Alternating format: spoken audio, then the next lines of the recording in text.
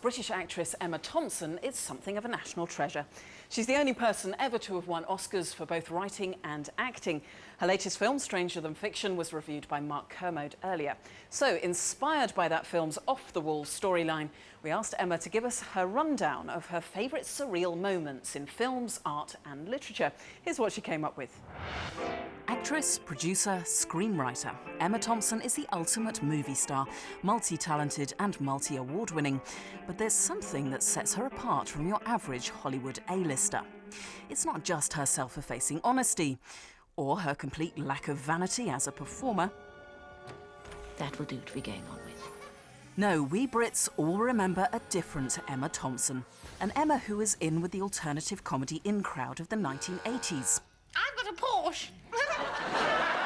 An Emma who perpetrated some of the worst TV crimes in history in her own absurdist sketch show.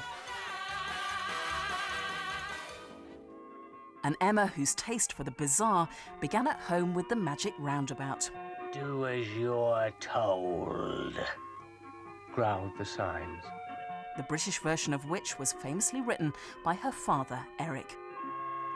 Her latest film is Stranger Than Fiction. Mark may not have liked it, but it certainly lives up to its title, bringing her back full circle to her natural surrealist bent. Emma plays a writer who unknowingly controls the real life and death of taxman Harold Crick, played by Will Ferrell. Harold found himself exasperated. Shut up! Cursing the heavens in futility. No, I'm not. I'm cursing you, you stupid voice, so shut up and leave me alone! So we asked this connoisseur of the bizarre to share with us her favourite surreal moments.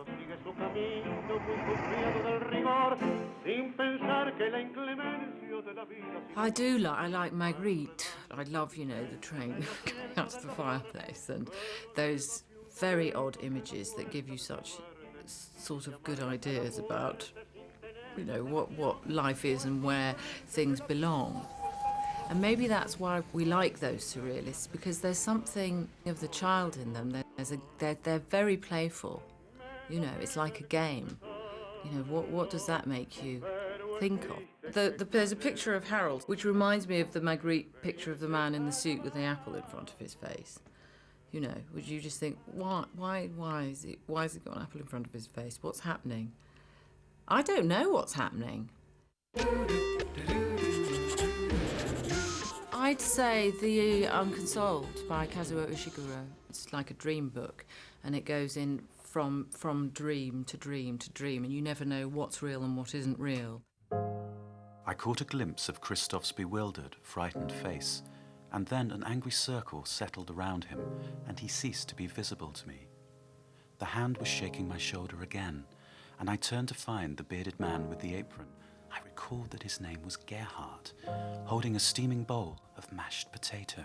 It's very unusual. I mean, it's very unusual to have a book that sort of takes you... Well, it makes you feel slightly seasick. That's how it makes you feel. It's very powerful. I cleared my throat a second time and was about to embark on my talk when I suddenly became aware that my dressing gown was hanging open, displaying the entire naked front of my body. I think he's one of the best of writers.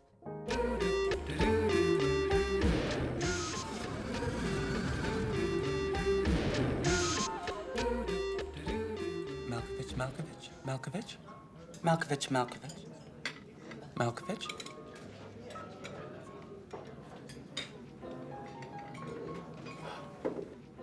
You know, I loved all Charlie Kaufman's work. I loved that very much. Malkovich. If you think about the notion of anything surreal being part of ourselves, you know, something odd about ourselves or something within ourselves that we take out and then deform in some way or twist up in some way. And I auditioned for adaptation because I was desperate to do Meryl's part, but she got it that bitch. Will you go like this?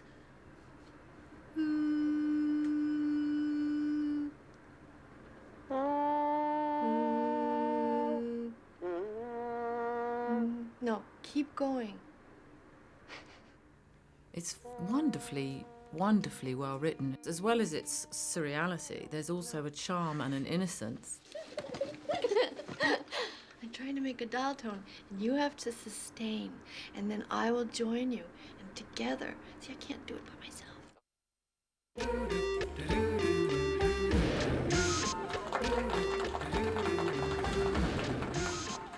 That from a performance point of view, I'd say, théâtre de complicité.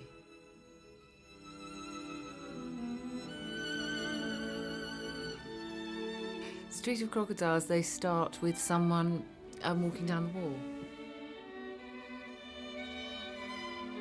We're seeing the top of their head. It's very Magritte-ish. We're seeing the top of their head and they're walking, as it were, on a street.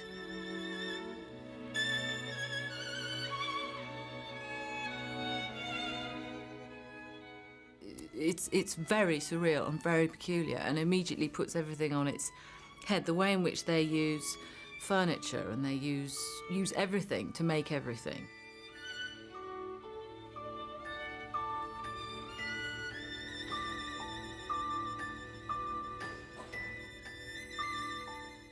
All boundaries between us are illusory. That's what's good about surrealism, because it kind of connects you to everything. Voilà, 1 second. Surreal.